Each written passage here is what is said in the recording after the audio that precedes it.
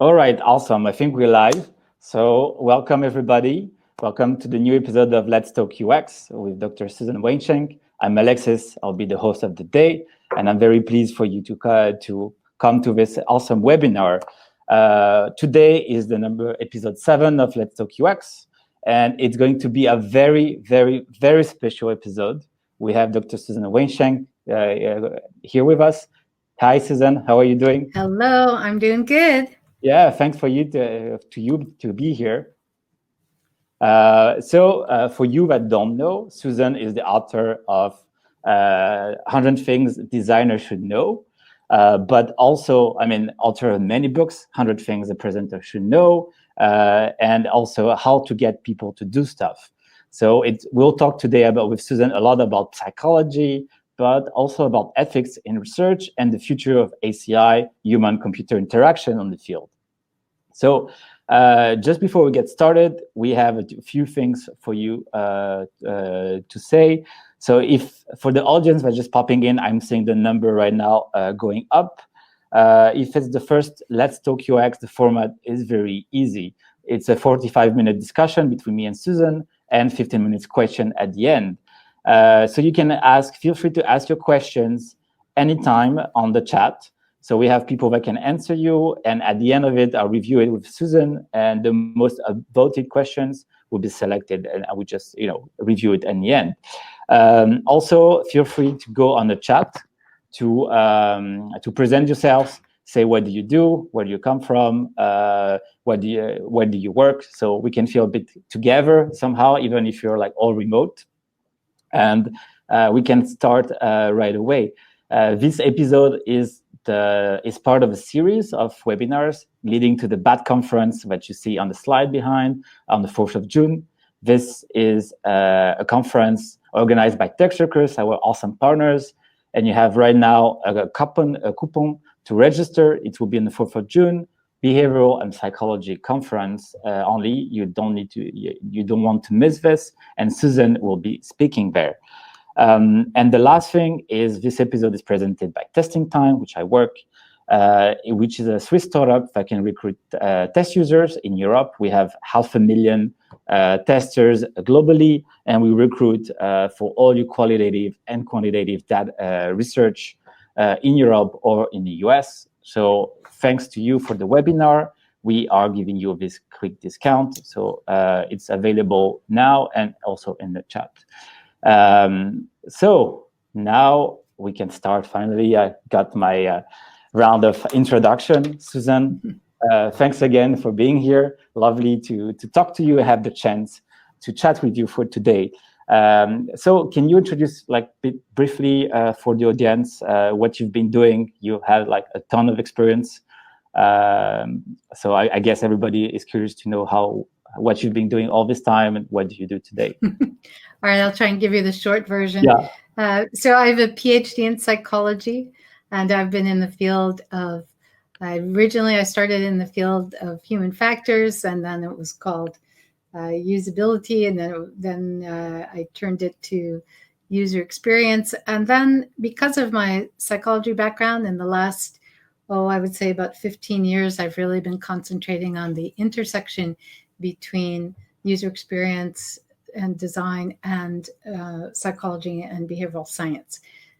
So going back to my psychology roots, I have a small company in the United States. We do consulting and workshops and training in this intersection between behavioral design and behavioral science and design, behavioral design. Okay. And I write a lot of books, as you mentioned. Yeah. That's another thing that I do. So that's in a nutshell. That's the short quite amazing version. You found all the time to do everything. Create the company, the books, and still do consulting work. And since I would say I'm lucky to speak with somebody with so much experience, because your experience started way back in time, when we had punch cards, right? Okay, but I started when I was 3 years old. So, yeah, that makes me sound really old, Alexis. But yeah, actually, it's true. The first time I ever ran a computer program, I ran it with these things called punch cards, which I jokingly say some of you listening and watching the webinar maybe saw that in a black and white movie or something from a long time ago. But yeah, I've been doing this work for a long time. And when I first started doing this work, whatever you want to call it, user experience or behavioral science applied to design, there weren't very many people doing it. It was really kind of an unusual thing that people did. I mean, there was a point at which I think I knew everyone who was doing the work that was an external consultant. It was like this small group and we all knew each other. And now, of course, it's very different. And it's really grown over the years, and there's lots of people doing this now. Yeah, exactly. And how far have we advanced in terms of user research from back in the days where you started to today somehow? How much have things changed, you mean?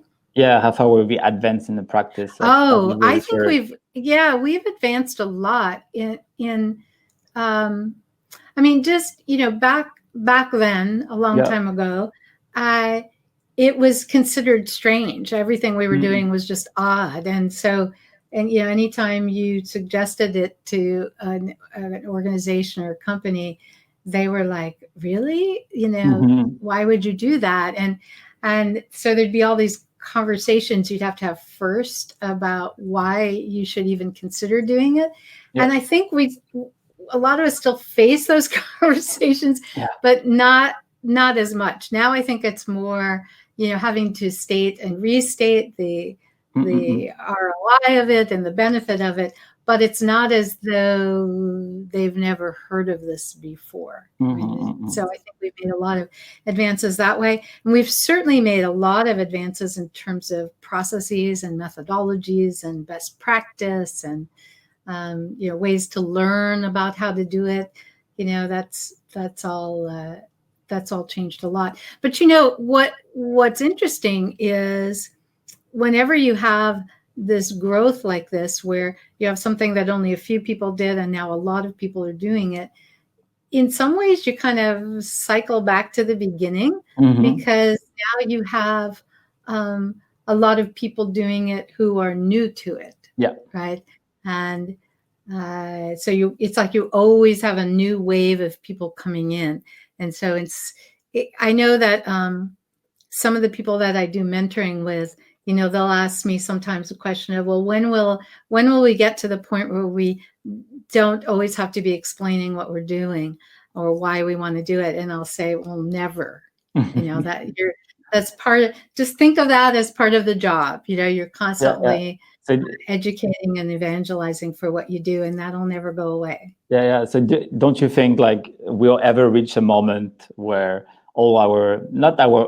all stakeholder, but all the main stakeholder building the product and we interacting with won't be aligned with, how psychology or how the human brains work somehow? I don't think so. Here's the difference. I think years ago, if you wanted to talk about bringing behavioral science into the design of a particular product, a lot of people would just look at you kind of, with this glazed look, like, what could you possibly be talking about?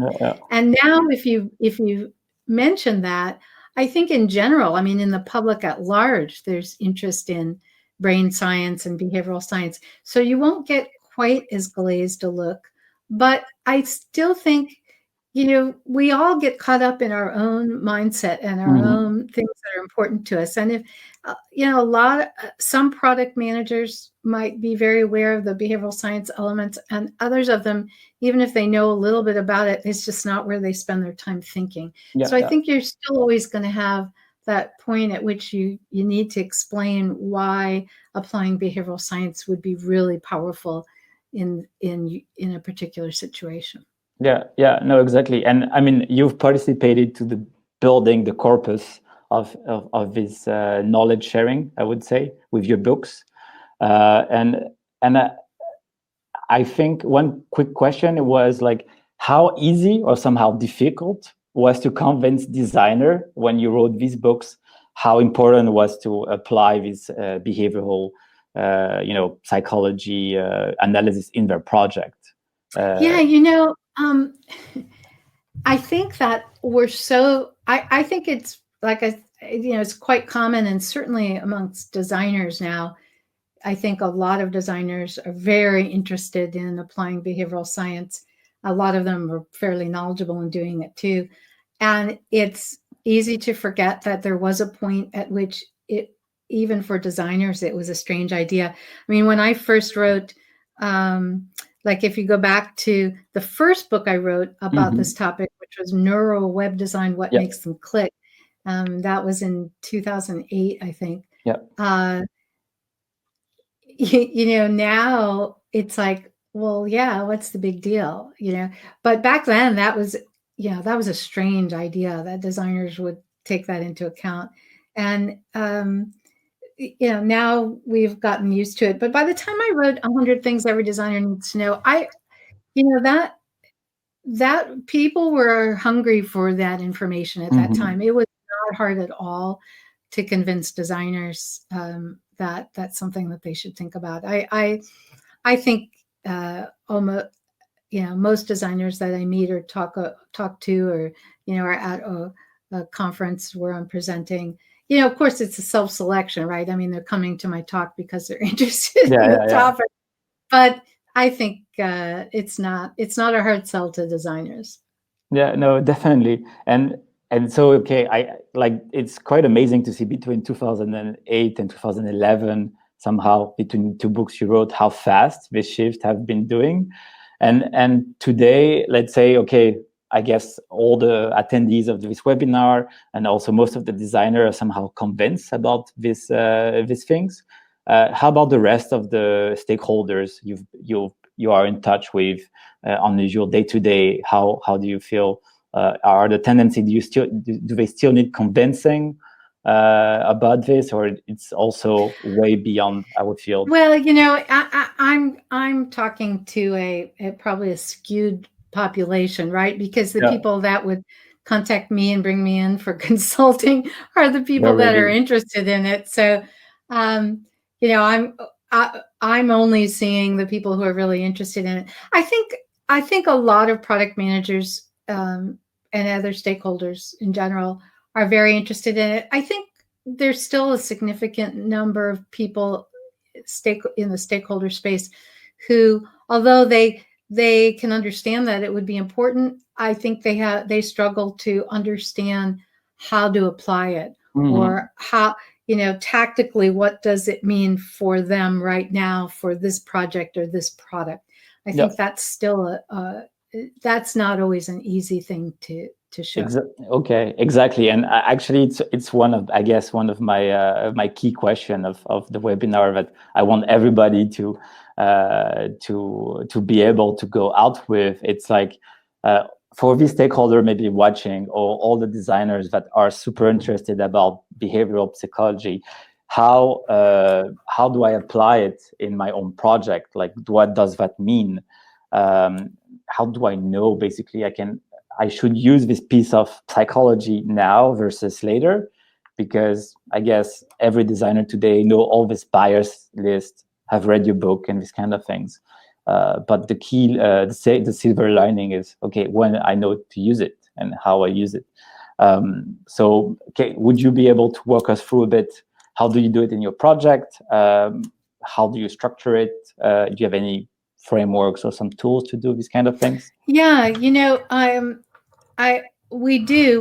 We've put together what we call our behavioral design model, which is a process of how to do this. And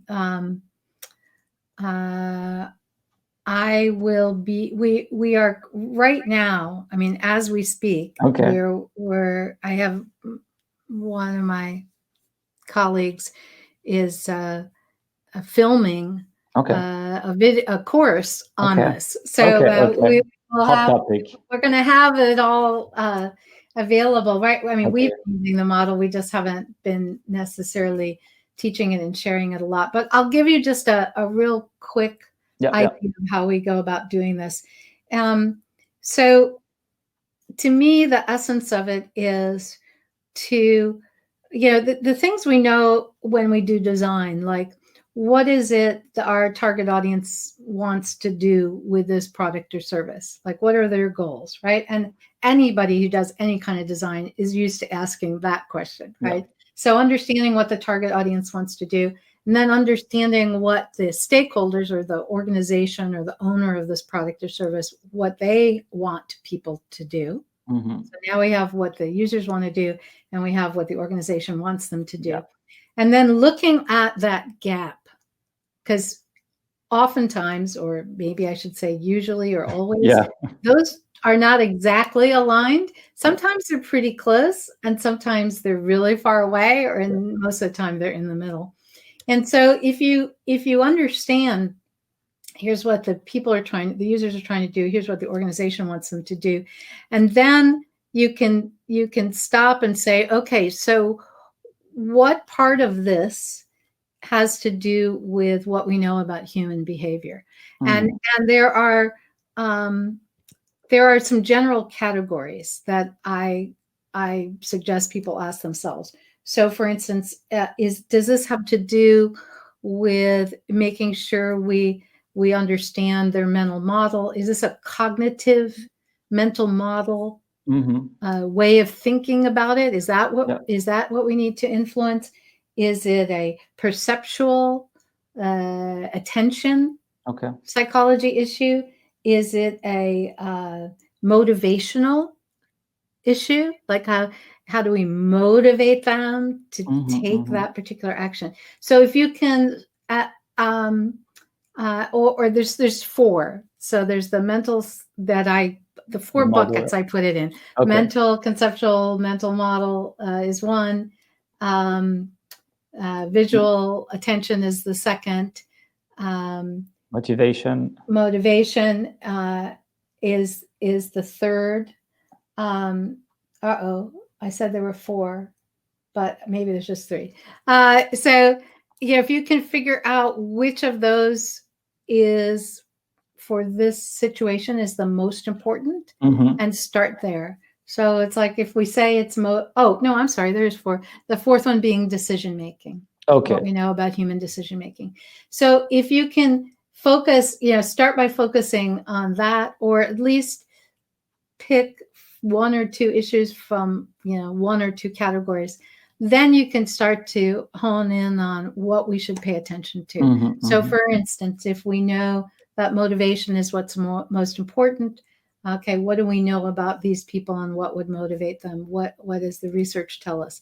And so, then we can just start to zoom in. So, and then there's common themes that we run across over and over and over again, so there's kind of like every project is different and will have its own unique flavor factors. But then there's a lot of things that a lot of projects have, like it's very common in terms of motivation that what they've tried is using rewards, and that's not working, which I would say, of course, it's not working because rewards are like the least powerful motivator to use, but they don't know that. So anyway, it's like, we've tried using rewards and that's not working. So what other type of motivator can they use? Or we've, I had a client recently, it was all about attention. It was all about grabbing attention. And then it was about getting an instant decision. So we had to deal with attention and decision. So you just narrow in and apply what you know about, the research in that factor to the particular situation. So, I'm not trying to oversimplify it because it's not necessarily a simple thing, but I think one of the things that I think your question is underneath the question you asked is that it can seem really overwhelming. When we have this entire body of knowledge about behavioral science, psychology, behavioral economics, exactly, thousands of research studies, and now you're supposed to pinpoint exactly what to do on this project, right? Yeah, exactly. Because I guess it's so easy to get lost in all the studies or basically all the amazing facts, but there is to know about us and our bias and how we irrationally behave. All these things. So it's very interesting how you cluster the psychology, big chunks, and it's like for all the user pains or needs, you basically align it with some psychology theme, and then regarding the knowledge about this theme, we have some, let's say, strong evidence, I would say, that this is what's happening because this is what science is saying about it. So there's, let's say, maybe, is it how you present it to your clients or to the teams you work with? Or do you also need to reperform some extra studies for when you do this, let's say, clustering? Yeah, I mean, we'll it depends on the engagement, but we'll definitely start by the clustering. One of the things and if possible, we'll do research, right? Because of course, they're going to tell us what is going on, but is that really what's going on? One of the points in our model is I can't remember the exact way we worded, but it's something like defining what's actually true. Mm-hmm. I think that's one of the if you don't do that, if you can just go off on these tangents, because the stakeholders might say to you, well, the real problem is, right? But that's not the real problem. And so really discovering what's true about the situation and about the behavior is a really important first step. And maybe one of the ones that our clients struggle with the most, because they think they know what's true. But we're very skeptical that what they're saying is what's true. And so we'll always either want to see their data or we'll try and see if they'll do some research ahead of time. And for instance, motivation. We did some work for a client not too long ago, and they were, absolutely, we know what motivates this target audience. And, they were so sure of what motivated the target audience, but then of course they were confused about why their solution wasn't working. And we're looking at that and saying, okay, maybe that's not what motivates your target audience. So we did we talked them into letting us do some interviews, and the motivation of the target audience, they were the stakeholders who'd been working with this target audience for years was way off. That is not at all what motivated them. And so it was like, oh, and I find that a lot. A lot of assumptions about what will motivate people to take action that are not accurate for that target audience in that situation. Yeah, exactly. I think you just hone into something so important. I've been in so many projects as well where a stakeholder just comes, like, our team works on it at 10 years. We know exactly what's working. They're pro. You don't need to do research. I think everybody who's a researcher has been through this, famous sentence. So how did you manage to convince these clients, to say, hey, because I think the challenge of the researcher, I was talking to it with Nick last Let's Talk UX, is you can be alone on your island because you're the skeptical one, and you're the pro here. Is people are human, so the moment you're skeptical about what they've been working all these years, it's they get defensive. So how do you manage this kind of contradictions? As a researcher, I hold into truth, but I need to work with you, and you don't want to get, and I don't want you to get defensive. So how do you manage this both approach and make it work somehow? Yeah, the thing that I have found that works the best with this, well, first of all, it's I feel like we have an advantage because we're talking about human behavior. We're talking about something that we all have in common. And so what I try and do first is I try and bring that stakeholder team together, and we do a session together. It's usually a half day or sometimes a whole day. And we we call it workshopping because it's kind of like a workshop, but it's kind of like consulting. But basically, we want to come together and we want to talk about, their concerns and what they believe to be true.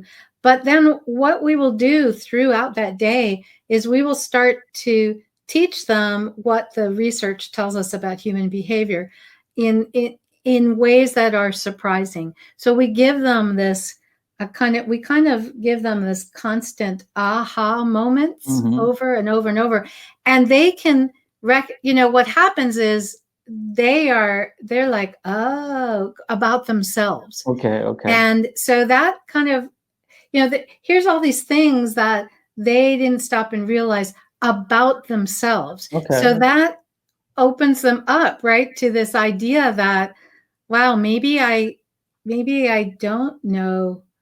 Maybe I am making assumptions. Maybe, wow, what if I have a cognitive bias about this and about that? And so it just opens them up a little bit to the idea that they might not be looking at things through a totally clear lens. And usually when we get to the end of that day, I've now introduced enough doubt that now they're like, okay, maybe we better check some of this before we go on. So that's the way I usually do it. I think that's super powerful. It's very smart since you're not talking to them. It's like they go through the experience, and they're the ones that then and then sometimes I'll very subtly mention that, well, with some of our other clients, they've decided that, and then they're like, yeah, we better do that. We better go do some research. I have had clients accuse me. They'll go, you're using that reverse psychology stuff on us, right? And I'm like, no, I would never do that.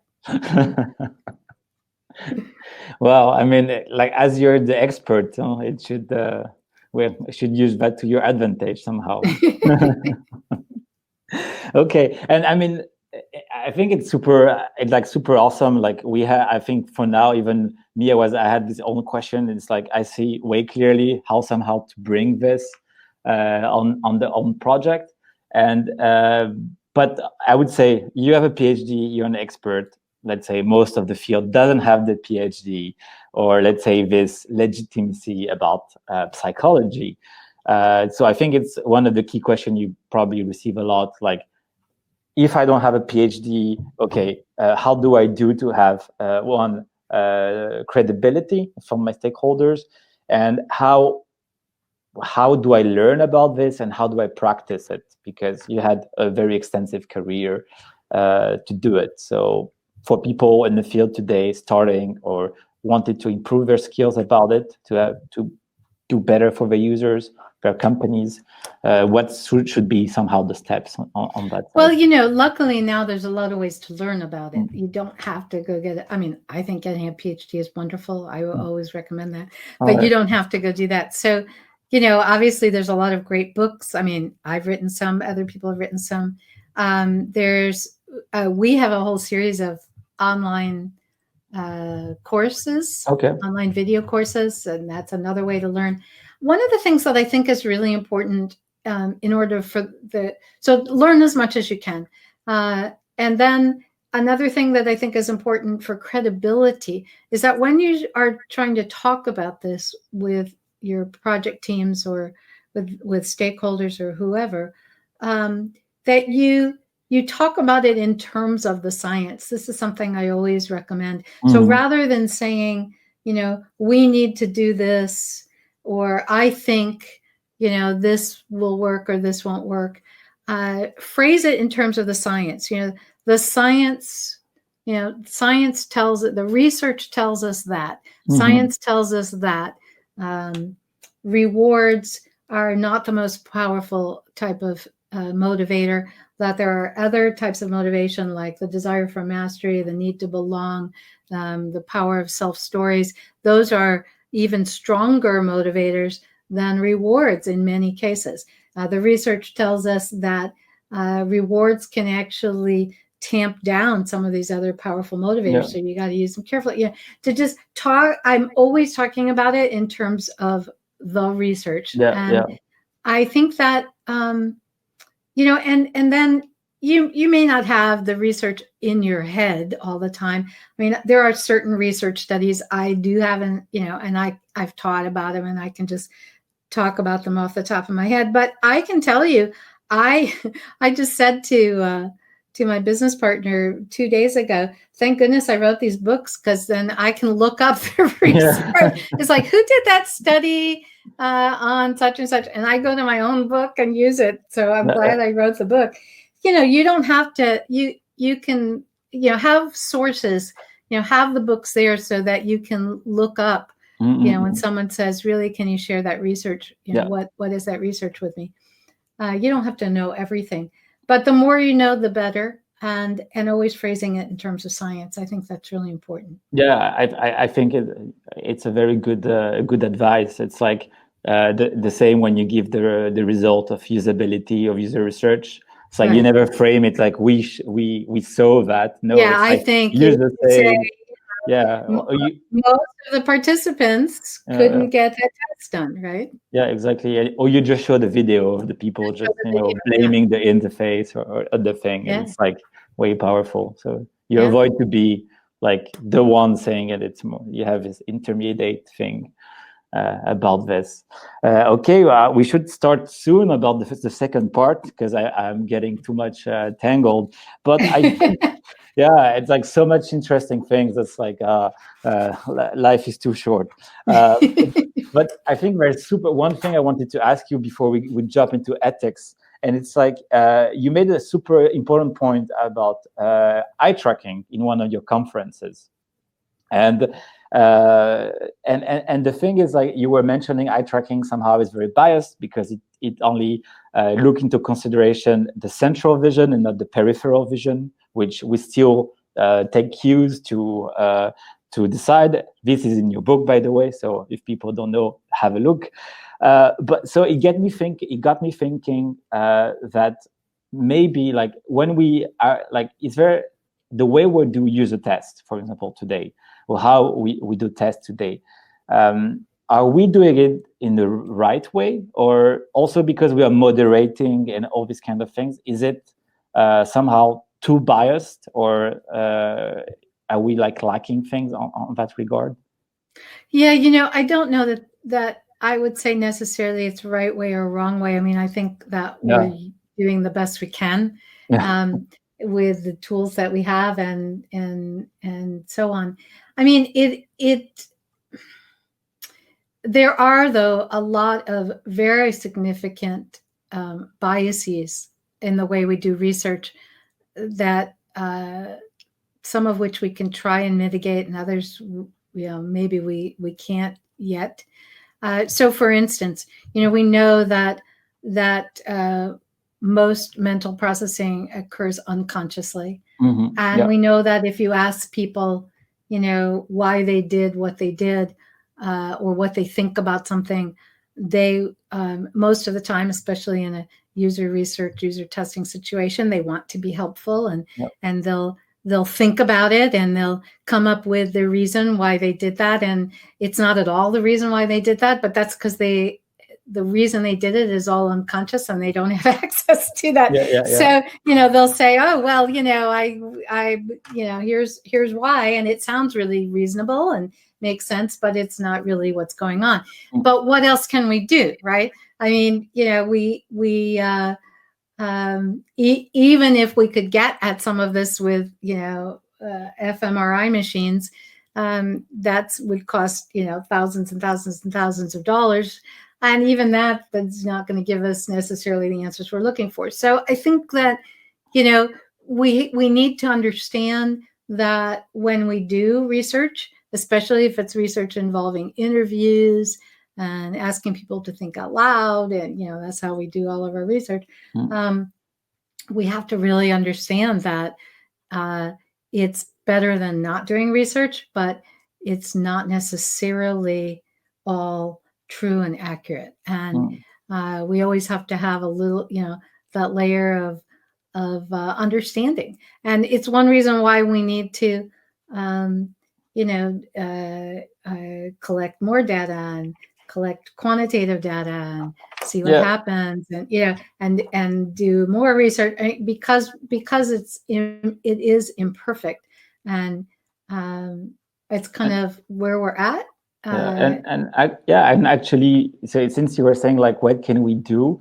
I mean, I've been seeing this last year a lot of new companies where you do usability testing without moderator, and you have like a brain scanning machine. Right. There's all kinds of neural measurements and neural measurement, like how you can do. Measure the amount of sweat. With galvanic skin response. So or the eyes as well, the eyes, thing. Not just eye tracking, facial recognition, facial movement, muscles. You can do EEG measurements. We have all of these new ways of measuring, and I think that's all interesting, and I think that can be useful. It introduces a lot of complexity, and anybody who analyzes that data will talk about the amount of noise that you get, and being able to cut through all the signal noise. Basically, where we're at with all of those neural measurements is with a lot of them, like the EEG and the galvanic skin response and the heart rate monitoring, you're mainly measuring attention and level of arousal. So just, are you grabbing their attention? Are they interested in it? We're starting to get to the point where you can measure, positive affect versus negative affect. The facial coding gives us that, and some of the EEG gives us that.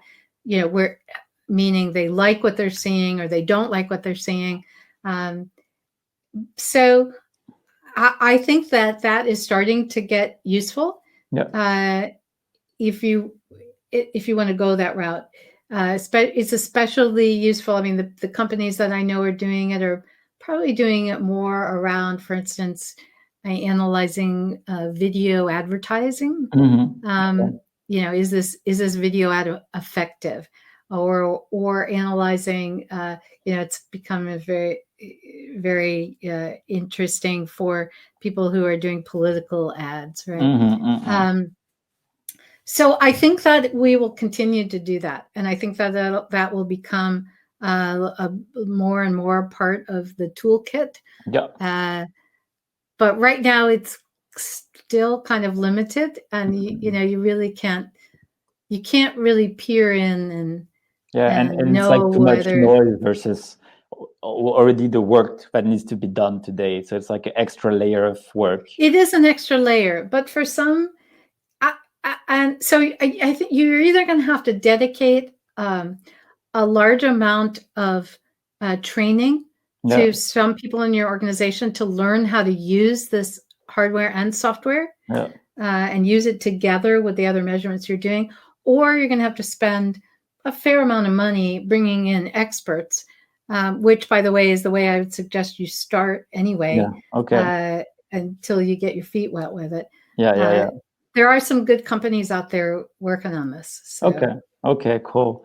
Awesome. So now is the second part about ethics, and we have a poll for you, everybody online, because actually, it's polling. So it should open in the poll section on the right side of your interface next to Q&A. Just please answer what you want. It's anonymous. We don't know. We won't know who doesn't like ethics or not.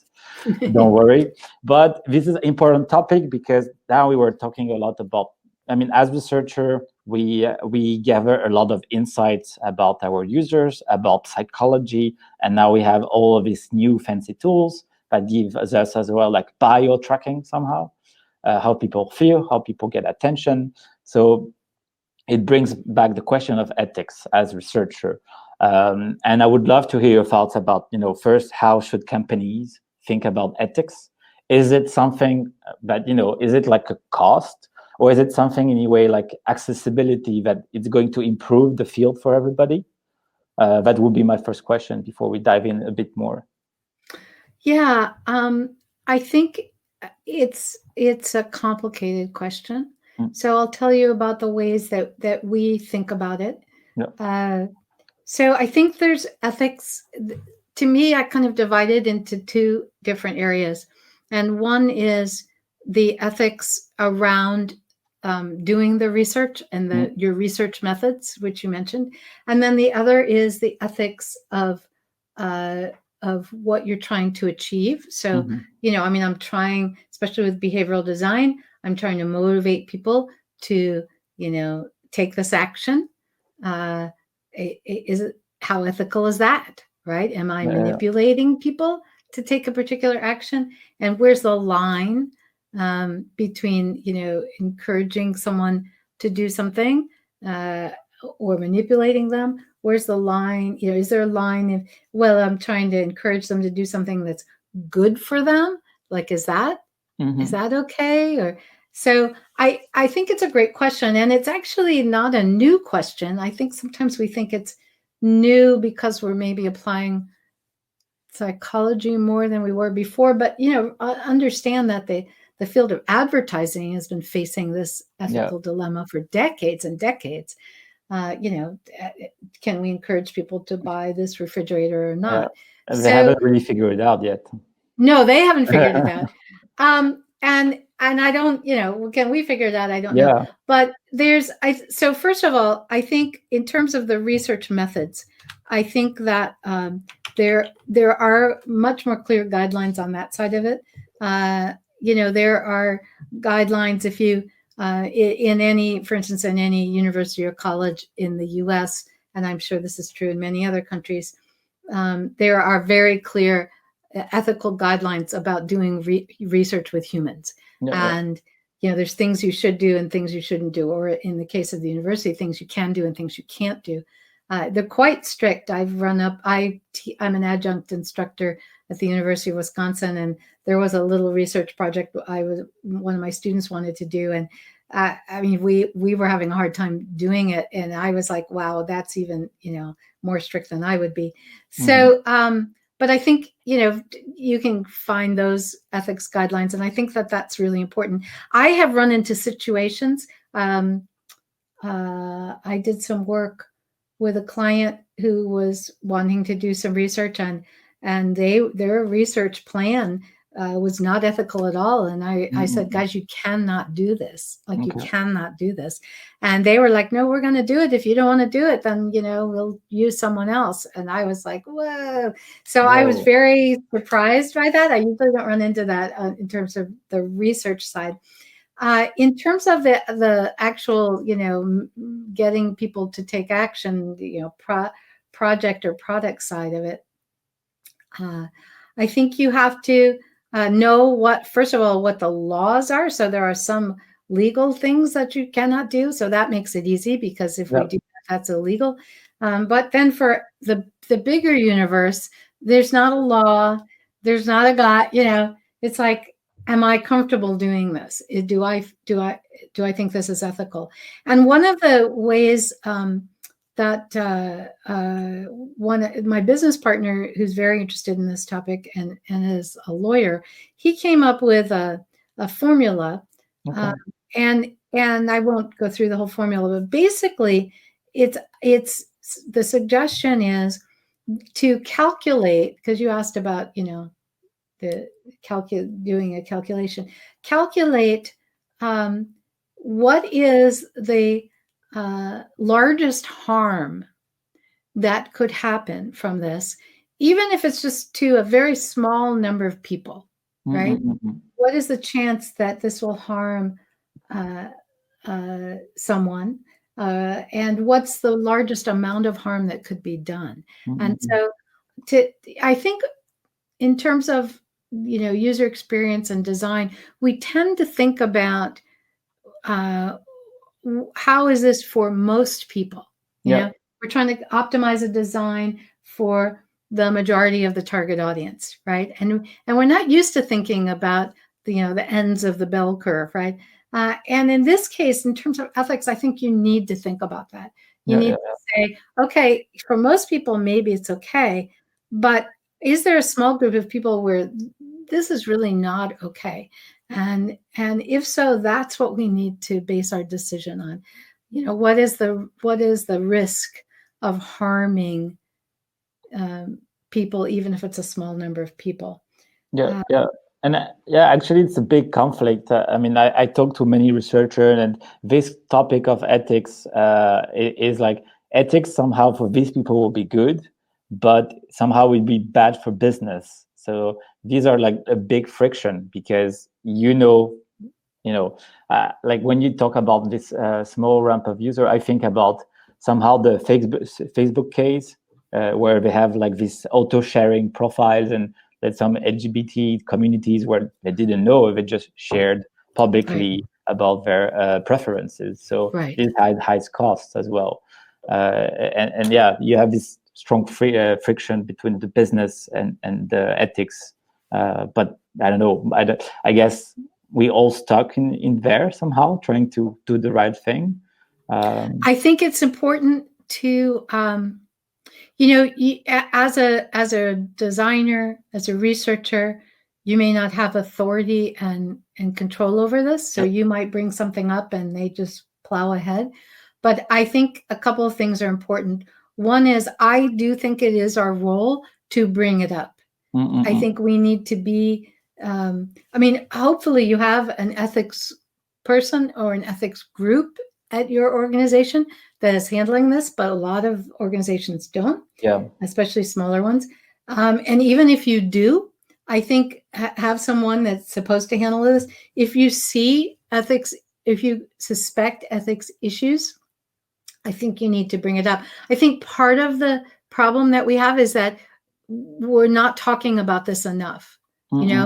I mean, accessibility, I think in the US is a similar thing. We don't talk about it enough.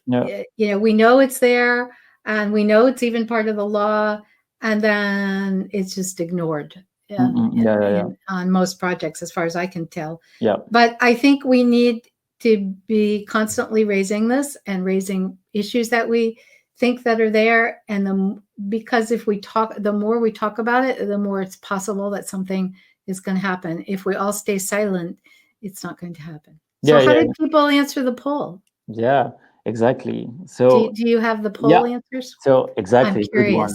So 70% mentioned it was very important. Okay. So I guess that's high. That's good. We had a bet before before the talk, and we were hoping these numbers. 28% say somehow important, and we still had a few people 3% not important. Yeah. So I would say, and we didn't ask how important do you think ethics is important. We asked how important is the work that you do. So yeah, exactly. And I think like we have a bunch of highly engaged ethical people, which is awesome. So glad you are here. And we're just getting a bit over the time. Yes. So I mean, there is one thing I wanted to finish about the ethic questions. It's because I know it's linked. It's like how, as a researcher, because like we need to speak up. That's, I think, something that comes up so often in discussion I've had, and so what would be the ways for us as researchers to make sure the research we produce, we share, is used ethically or in a good way, and not to manipulate users or on this like short-term results that bring, let's say, bad outcome for user over the long term, like FOMO, etc. Yeah, I mean, I think that there's a couple things that you can do. I mean, first of all, making sure making sure when you're conducting research that you're doing it ethically, making sure that all of the ethics that are part of it. So, for instance, we said to the people we were researching that their data would remain anonymous, and so to find out ahead of time how is it that we do that? What is our process for making sure the data remains anonymous? And then following through on it, that it does remain anonymous. And then putting into the research results, whatever document that you are producing, and to state in that document, this is a report on the research that we did, and then to state, the understanding from the participants was the following. We would only use this data internally. It will never be used extra, right? And whatever it was that you promised them, that goes into the document, because you might not be there a year from now when someone is bringing up those videos and saying, oh, look, this is great. Let's put that, let's show that to these people, or let's use that in this video that we do, right? And not realize that that's not okay. So just to make sure that you are documenting all of the things that you think are the important ethics for that project as you go along, and so that will stay with the documentation over time. Okay. All right. I'll have so much more question about ethics, but time is scarce. And the last two things, one is the question I always ask my host, like the people, my speakers, is what is the most undervalued skills in UX today? The most undervalued skills in UX? Wow. I think that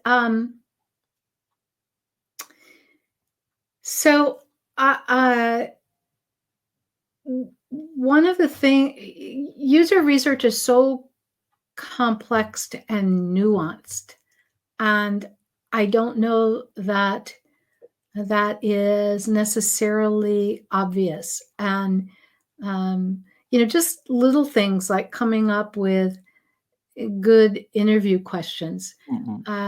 You'd think after coming up with thousands of interview questions over the course of your career that it would be easy, but it's not easy, because the way you word the question, depending on what data what you're trying to find out and who the target audience is, it's so important. And or just even writing instructions for an unmoderated user test, I'm always reminded how important these skills are. And when you have someone who's new at it and they come up with these questions and you read them and you go, oh, okay, we got to work on these.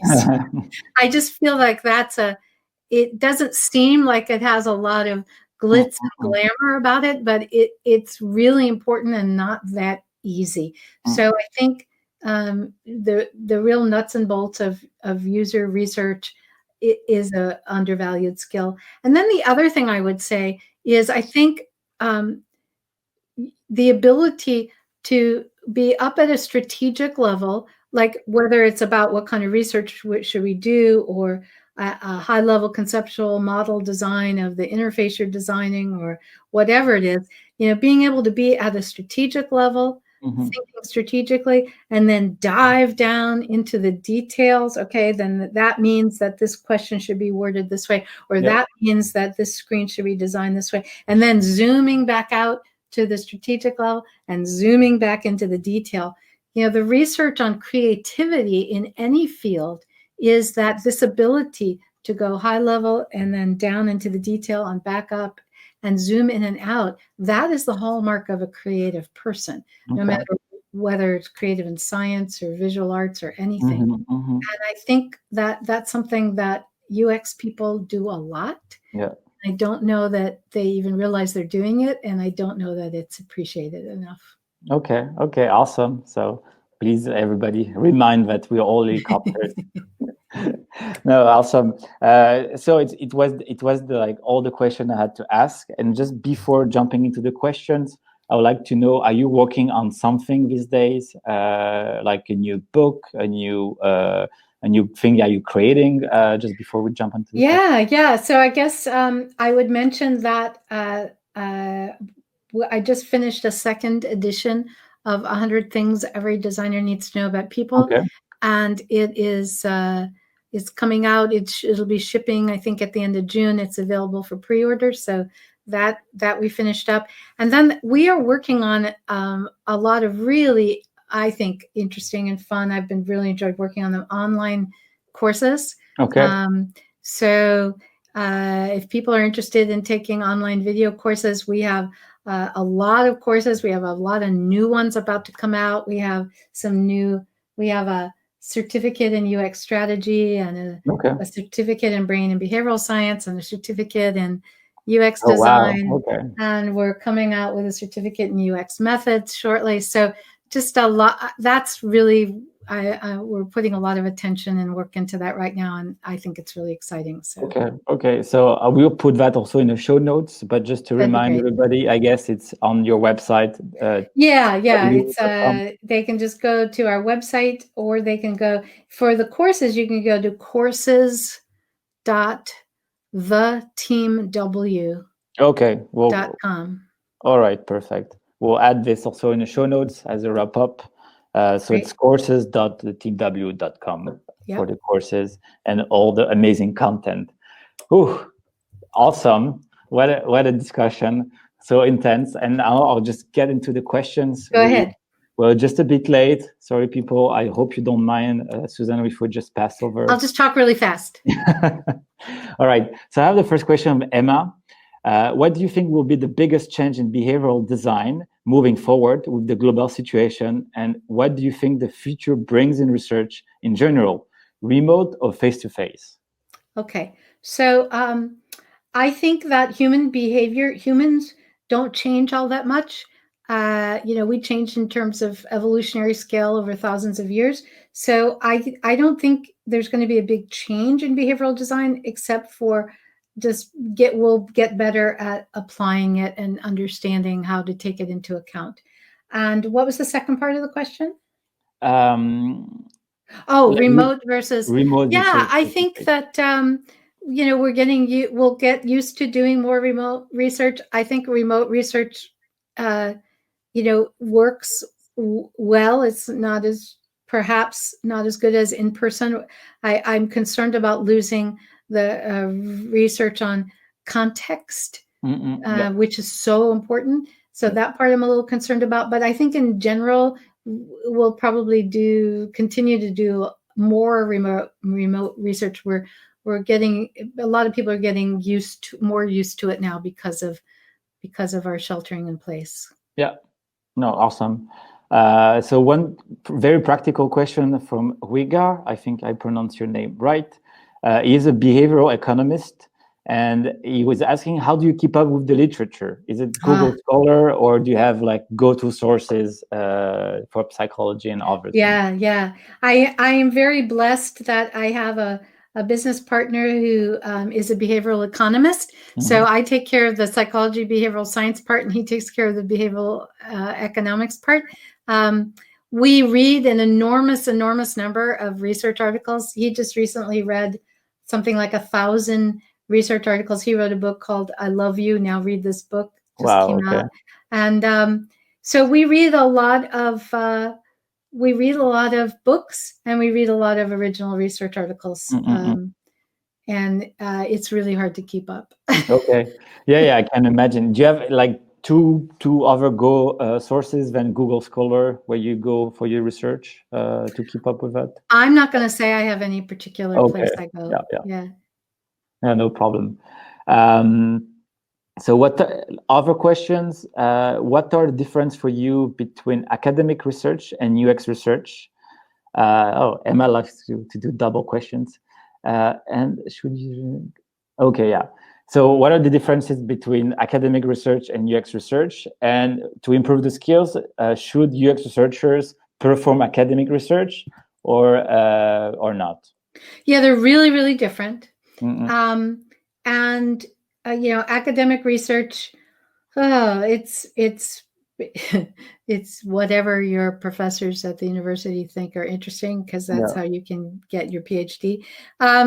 So I think it's important to understand how to read academic research papers and how to understand enough about the statistics in them and the methodology in them to know whether you think they are valid and were well done, because not all academic research is well done.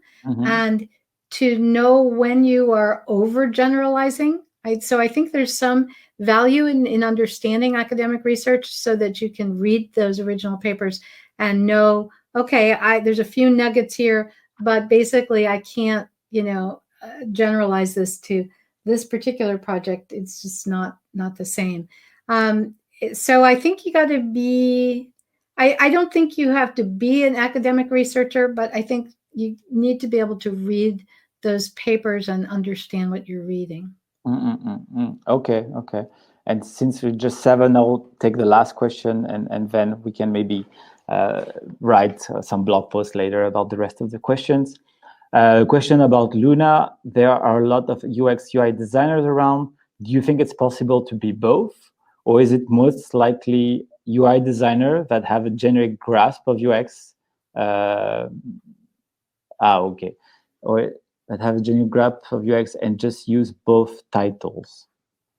Well, yeah, I go into this in one of our courses. I think there is not. I do think you can be both. I don't know that there's a lot of agreement on what UX is and what UI is. I mean, I have my own definitions that I use. So I think that to me they are obviously related, but they're slightly different. But you can do both. Yeah. Okay. Awesome. So that's it for today. Thanks a lot, Susan, for the time. It was a really awesome discussion. Great fun. Yeah. Thanks everyone for joining. Exactly. Thanks everybody for joining. I hope you learned a lot.